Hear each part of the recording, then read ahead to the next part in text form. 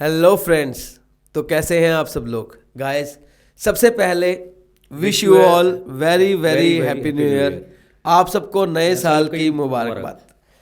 तो गाइस सबसे पहले आपके 3 तारीख से एग्ज़ाम शुरू है और एग्ज़ाम की प्रिपरेशन अच्छे से कर ली होगी आपने। आई होप आप तो एग्ज़ाम आ ही गए हैं। तो आप एग्ज़ाम सिंसियरिटी के साथ और सीरियस होकर देना। बहुत अच्छे से एग्ज़ाम देने हैं। एग्ज़ाम में कोई गड़बड़ नहीं करनी है। समझ में आया? एग्ज़ाम बिल्कुल अच्छे से देने हैं। तो एग्ज़ाम के बारे में 2 बातें डिस्कस करेंगे। एक मेरे साथ राजीव सर है, वो डिस्कस करेंगे, एक मैं डिस्कस करूंगा। तो राजीव सर पहले आप बताओ इनको। पहले तो wish you all the very best कि आपको एग्ज़ाम में अपना बेस्ट देना है बेटा। कुछ भी नहीं सोचना है, सिर्फ एग्ज़ाम के बारे में अब सोचना है। यू नो वेरी वेल 3 से आपके एग्ज़ाम स्टार्ट होने वाले हैं एंड अभी तक आपने जितनी भी प्रिपरेशन की है वो सब कुछ आपको एग्ज़ाम में दिखना चाहिए बस। और आप जिस पर्टिकुलर डे पे एग्ज़ाम दे रहे हैं, एग्ज़ाम में बैठ के सिर्फ आपको उसी पेपर के बारे में सोचना है, ध्यान रखना बस। एंड सेकेंड थिंग, वो आपको रिटेन ये करना है बेटा, एमसीक्यू जो है आपका, एमसीक्यू वो 25 मार्क्स में एंड नेगेटिव मार्किंग नहीं है। तो it's opportunity for all of you कि out of 40 you just imagine आपको 25 मार्क्स वहाँ से ग्रैब करना है। क्वेश्चन बिल्कुल भी नहीं छोड़ना है। एंड सेकेंड थिंग, जो सब्जेक्टिव क्वेश्चन है बेटा, पहले उस क्वेश्चन पे कॉन्सेंट्रेट करना है जो आप सबको पता है कि 100% कहीं ना कहीं मुझे आता हो। और आगे पीछे टाइम वेस्ट करके पूछने का कोई लॉजिक नहीं है। आप कितना कुछ जानते हैं और जिस पेपर में बैठे हैं उस दिन सब कुछ आपको 100% रिकैप होगा। उसके नेक्स्ट डे पेपर और उसके पहले वाले यू जस्ट इग्नोर इट, वो इवन आपके दिमाग में भी नहीं चलेगा। सिर्फ उस दिन वही पेपर याद होगा, ये मेरी श्योरिटी है। तो आपको उस एग्ज़ाम के बारे में सोचना है कैसे करना है। तो उसके बाद आपको सर भी अभी कुछ एडवाइस करने वाले हैं, ये लीजिए। गाइस मैं इतना ही बोलूँगा कि एक सिंपल सी बात है कि जिस दिन जो आपका एग्ज़ाम हो, एग्ज़ाम देने के बाद उस पेपर का डिस्कस नहीं करना है। एक छोटा सा टिप दे रहा हूँ कि एग्ज़ाम देने के बाद आप उसे डिस्कस मत करना। जैसे मान लो 3 तारीख को आपका फाइनेंशियल अकाउंटिंग का एग्ज़ाम है, आपने एग्ज़ाम दे दिया, उसके बाद अब किसी से आपको फाइनेंशियल अकाउंटिंग की पेपर की बात नहीं करनी है। कोई क्वेश्चन टैली नहीं करना है, कोई आंसर मैच करने की कोशिश नहीं करनी, सब भूल जाओ। जो एग्ज़ाम हो गया सो हो गया, अब उसे भूल जाओ, अगले पेपर की तैयारी करो। हाँ, अब बहुत ही इंपॉर्टेंट बात, आपके लिए 2 सरप्राइजेज हैं। ये कह सकते हैं कि आपके लिए 2 हैप्पी न्यू ईयर के गिफ्ट्स हैं। वो गिफ्ट क्या है वो सुन लो आप। तो सबसे पहले मैं सर बताएंगे आपको गिफ्ट के बारे में, मैं बता देता हूँ। सेकंड मैं बताऊंगा, पहले आप सर का गिफ्ट सुनो। जैसा कि काफ़ी बच्चों की क्वेरी थी अभी लास्ट, जो कुछ रिवीजन मैंने क्लासेस आप लोगों के लिए जो कंप्लीट मैंने रिवीजन करवाया।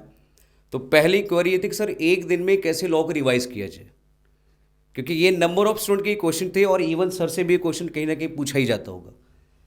तो अब उसका सॉल्यूशन आप लोग नहीं, हम लोग देने वाले हैं आपको। बिल्कुल बिल्कुल। आपको हम लोग देने वाले सॉल्यूशन।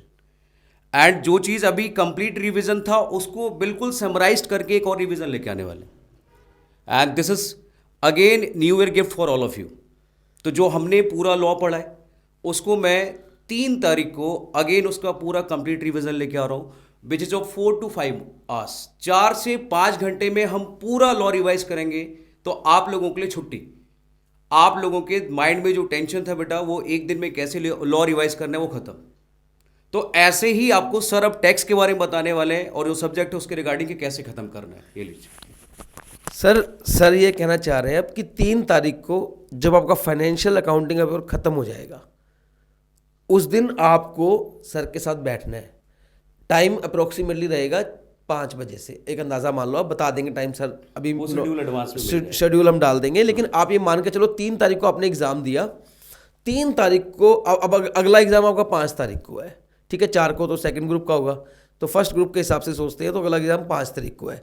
तो बस 3 तारीख को ही 5 बजे से लेकर रात को 8-9 बजे तक, 10 बजे तक सर पूरा कंपनी लॉ खत्म कर देंगे। फिर 4 तारीख को आप अपने तरीके से पढ़ना जैसे आपने तैयारी कर रखी है, और फिर 5 को अच्छा एग्ज़ाम देना। तो उसमें कंपनी लॉ, कमर्शियल और इंडस्ट्रियल तीनों ही मैं कवर करवा। तीनों मतलब मैं आपको समझाता हूँ, की पॉइंट्स बताएंगे सर क्या है।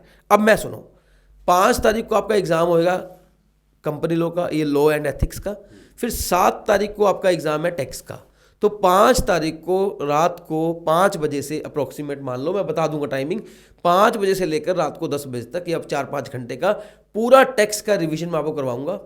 और मैं ये नहीं कि चैप्टर के एक एक प्रोविजन बताऊंगा, मैं आपको की पॉइंट्स बताऊंगा, जैसे आपको रेट्स कौन कौन से हैं, या जितने भी शॉर्ट में जो बताया जा सकता है कि 4-5 घंटे में पूरा टैक्स कैसे रिवाइज किया जा सकता है, कैसे रिकॉल किया जा सकता है कि सारा याद आ जाए, वो आपको मिलने वाला है। और फिर 6 तारीख को आप अपने हिसाब से तैयारी करना और 7 को एग्ज़ाम देना, बस यही हम लोग करवाने वाले हैं। तो आई होप आप लोगों को समझ में आ गया होगा कि आपके लिए क्या मिलने वाला है आपको।